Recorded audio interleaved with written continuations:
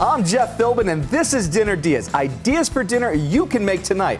On our menu, Southern food with style, collard greens, grits, and blackened redfish, and we'll show you how it's done.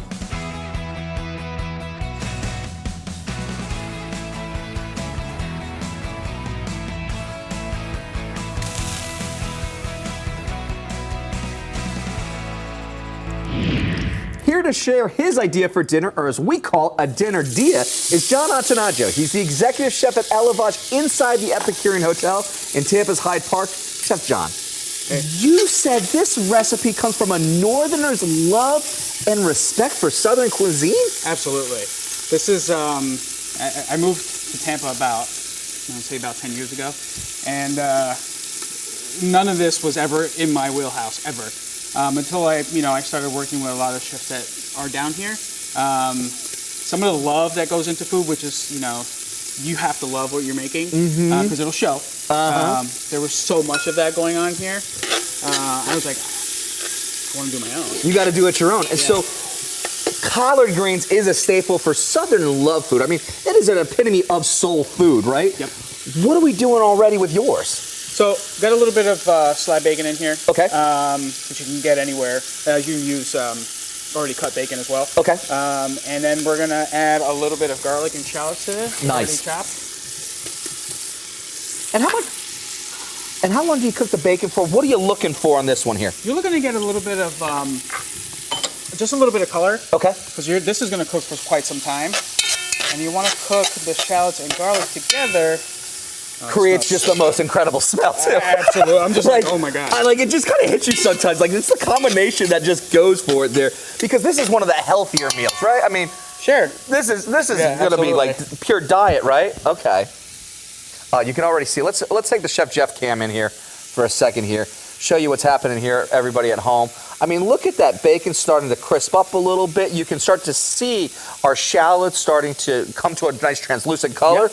And that was just a little bit of oil just to kind of move the pan, because those renderings of the fat is also going to create you want to keep a layer. Y'all want to keep that in there. I just said y'all. That's how you know I've been in Florida for a little bit. Now, what type of oil did we start everything off with? Just a little extra virgin olive oil. Just a little extra virgin olive oil, okay. Okay, so when you get it a little bit translucent, now we're just going to add all of our ingredients into it. I actually have a little smoked ham hock here because it's collard greens. It's collard greens. You have to have that. Now, what is a ham hock then? It's basically like that part just above the foot that they take and they smoke, and it just adds like collagen, but it also has a beautiful smoky flavor to it. It's pretty awesome. Now, is it hard to find for the everyday? No. Absolutely. You can get that in your grocery store, no problem. Fantastic.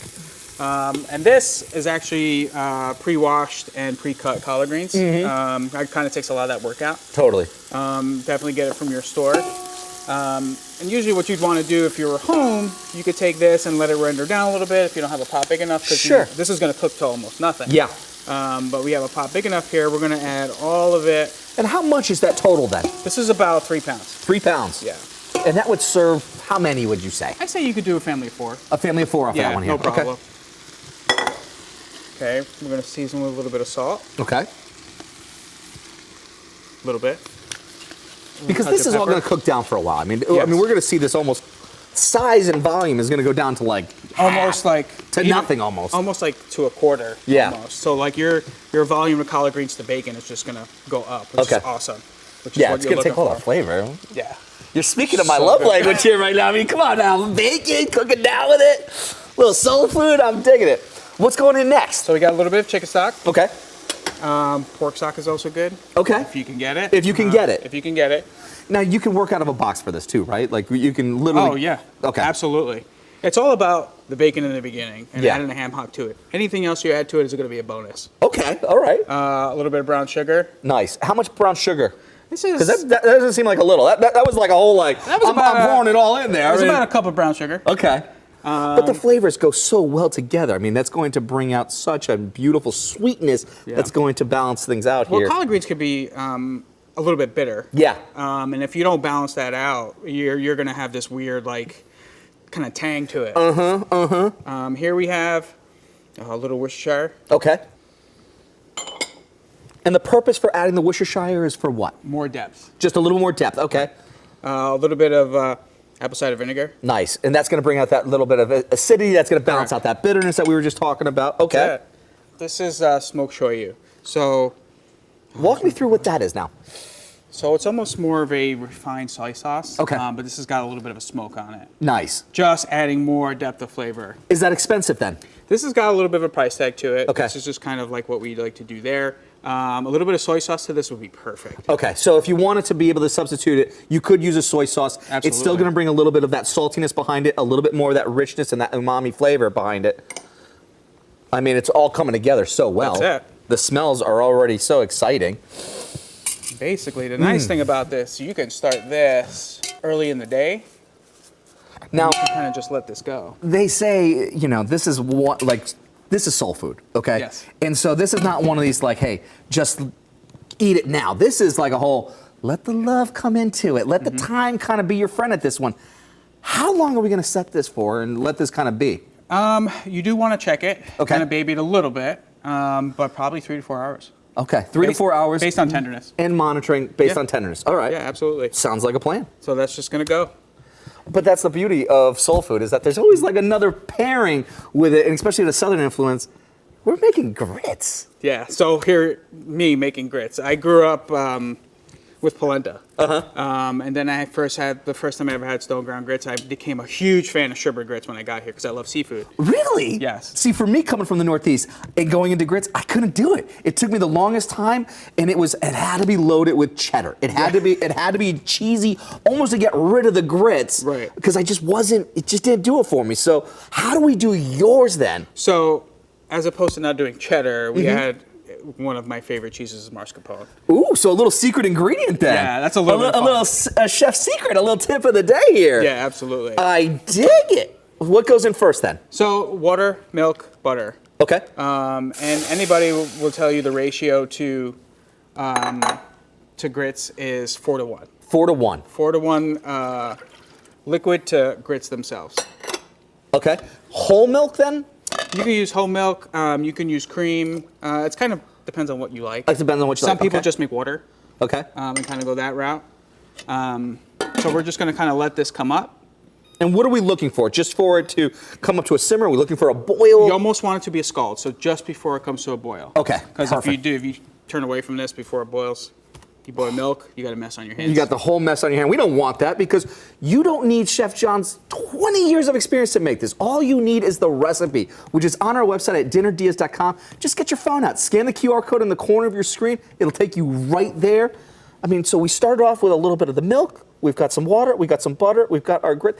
And the secret ingredient. mascarpone. I can't believe that, man. really fun. I love that. Yeah.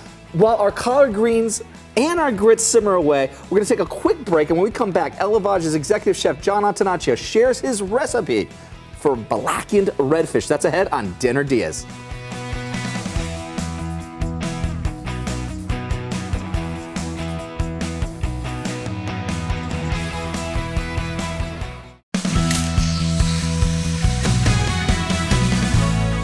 Welcome back to Dinner Diaz, where we make meals to give you inspiration to get the family around the table tonight. Sharing his idea for dinner is Chef John Antonaccio. He's the executive chef at Elevage and foodie favorite Epicurean Hotel in Tampa's Hyde Park. Before the break, we started on his braised collard greens and his mascarpone grits. We started with a little bit of the milk, the butter, the water, brought that up to a scalding heat here. Correct. Is it time for the grits to go in? Let's do it. All right. All right, so the whole point of the whisking is to keep your grits nice and smooth. Okay. Nobody wants lumpy grits, right? Nobody wants lumpy grits. Just add them slowly. Now, you don't have to stir while it's all cooking, though. It's just... No, it's like I always say, in the kitchen we call it babysitting. You just want to keep an eye on it and see where you go. Okay. And babysitting is not anything new to you, my friend, because not only you're an incredible chef, but an awesome dad, too. Yeah, Elliot Rose is my daughter's name. She's adorable. And How old is she? She's 3.5, soon to be 4 in February. I love it. And the only thing she'll eat is chicken nuggets.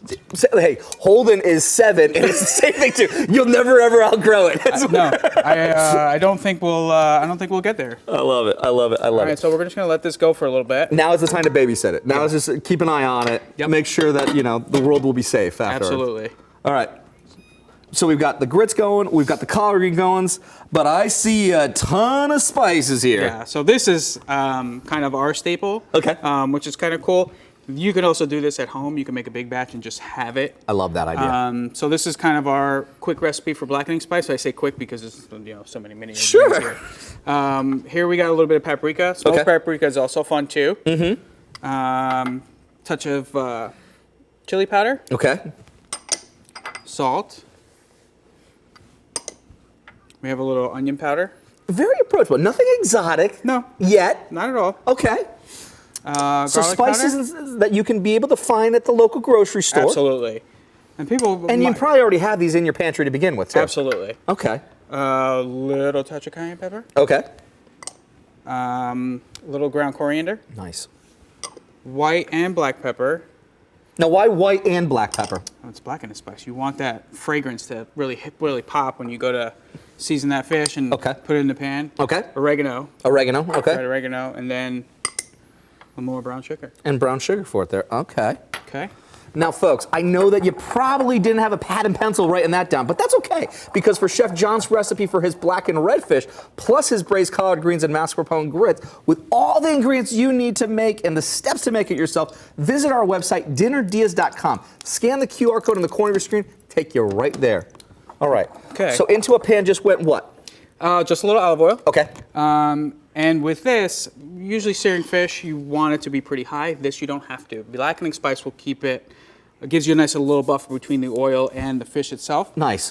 Plus, you don't want to initially shock that blackening spice. Sure, So sure. you just want it to be fragrant. You don't necessarily want it to burn, even if it says blackening. Absolutely. And what type of fish are we going to be having? Because that's going to play into making sure those flavors don't burn a fish. What type of fish is this? So this was one of my aha moments here. An aha moment here. Yeah. Okay. Redfish. I cooked seafood for quite a long time, and then the first time I ever saw redfish, you have that initial, you see that spot on the tail. Mm-hmm. You're like, what is this fish? Why is it orange? It's whatever. And when I tasted it, I was like, wow, this is pretty fantastic. Nice oil content, so on the buttery side, a little bit steaky, so it kind of gives you a little bit of everything. Okay. Not a fishy fish? No. At least I don't think so. Okay. I love seafood. More on the steakier side. So if you think mahi is kind of fishy, yeah, I would compare it to that. But this is just a little bit more buttery. Okay. Okay. And then so all it was just a nice season and straight into the pan. That's it. And what I'm doing here is just pressing the skin down a little bit so it's just nice and flat. Okay. Right? You can smell that. So just a little bit of force on it, just so Just that way then bit. you can have an even surface, so it takes on that heat, and so that way then that sear is consistent then. Absolutely. Okay. Cool. The smells are already fantastic already. Oh, yeah, this is pretty good. And then what we're gonna do, we're just gonna add a little bit of butter to it. Okay. I want to see something here. How and when do you know what to look for with the fish? What I like to look for is you start looking for the edge. Okay. And you start to get a little bit of golden brown. That's when you want to pop it in the oven. Okay, so this is going to also go into the oven too. Yes. You could do this absolutely on the stovetop if you want. Uh-huh. But if you just kind of want to be able to kind of step away for a second and go do something else, answer the phone, change the diaper, come back. This is that. Okay. Ready to go. I love it. All right. I think we're almost there. Oh yeah. You can see. Oh, I got it. Let's bring the Chef Jeff cam out one more time. It's like literally Groundhog Day over here. Got to do a. This has look been at that. Look at that. Scaled and skin on. That looks pretty cool. Look at the colors right there. It just took on such a beautiful. All right. Now you got a little bit of browning with the butter. We'll throw it in the oven. Sounds like a plan. Now this is a preheated oven to what temperature? I have it at 425. Okay. Because we want to get it cooked pretty quickly, but we don't want it to overcook like you're waiting for it for a long time, because then you'll start guessing. So you want an initial shock, then pull it out. And how long do you think it's going to stay in the oven for? Maybe 4 minutes. 4 minutes? All right, perfect. So when we come back, Chef John will be finishing up the fish and adding the cheesy deliciousness to his mascarpone grits that still ahead on Dinner Diaz.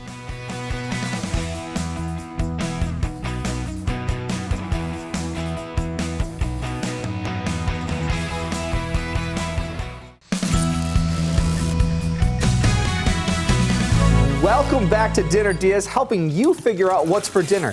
Today we're joined by Chef John Antonaccio, executive chef at Elevage inside the Epicurean Hotel at Hyde Park. He's been sharing his recipe for blackened redfish with braised collard greens and a mascarpone grits. If you missed it, that's okay. Watch it again and get the recipe at our website, dinnerdeas.com. Before the break, we season the fish, put it in the oven at 425. Now what do we do?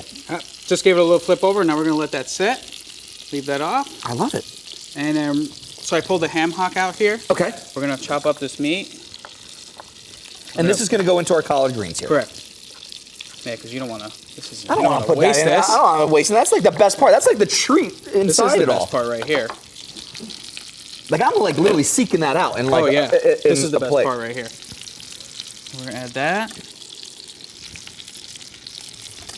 Oh, I love it.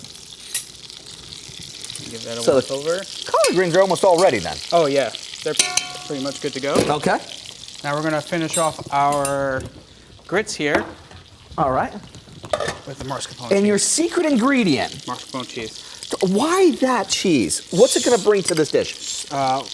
Like a level of luxury because it's so smooth. Okay. But it's still pretty neutral, so you don't lose the grits. But you still get that butteriness of the cheese. Okay. See, I love how you are a teacher of things because, like, that's something that you get to do, and we share a common bond with the signature theater at the Epicurean Hotel. Absolutely. One of my favorite things to do there is it's called Test Kitchen. I love your test kitchen. I've had so much fun in there because you have been literally a leader in this. Look at you right there. Yep, that's me. Having some fun over there. Packed house, it looks like. Yeah, that was pretty great. What it does, it gives us an outlet to test, so to speak, but to play around, and then people get to witness that. Yeah. And that's like kind of, where else are you going to get that experience? Well, and what's also fun is that you get to now have themed dinners. You can play around with this different schedule. I mean, there's always something different and new that can be happening inside that theater. Absolutely. We're doing any number of different types of programs in there, which is awesome. Absolutely, I love that. So we're going to plate this up here. Cool. Just take a little bit of the grits for the base. This is so good. All right, so you're gonna put that right into the center of the plate here. Right. I mean, if you're at home, if you're daring enough, I would do this with a whole fish.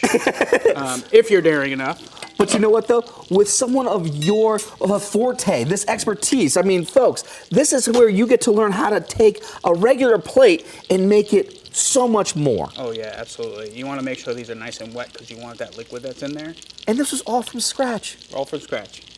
And not very difficult either. See, I think that's the beauty about what soul food can be, right? It's that there's a level of love with simplicity that makes it approachable, but because you are respecting the ingredients, letting the ingredients shine for what they should be doing and complementing it accordingly, right? Absolutely. That's the beauty in it because those flavors come alive. And not gonna waste that butter either, No. it looks like. Not at all. So just that nice little brown butter on top. So good.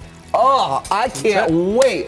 Because when we come back, forks at the ready as I taste test this dinner idea for you and make sure if it's worthy of being a dinner DeeA.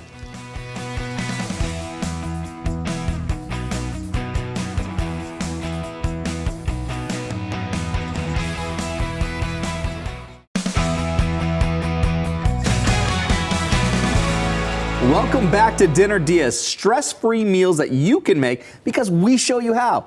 John Antonaccio, executive chef from Elevage inside the Epicurean Hotel, has been making blackened redfish with braised collard greens and his mascarpone grits. And now it's taste testing time, all of your hard work. I'm going straight in for the redfish first because that right there is a delicacy. And you know, I absolutely love how we really made sure that that skin got nice and crispy and crunchy there.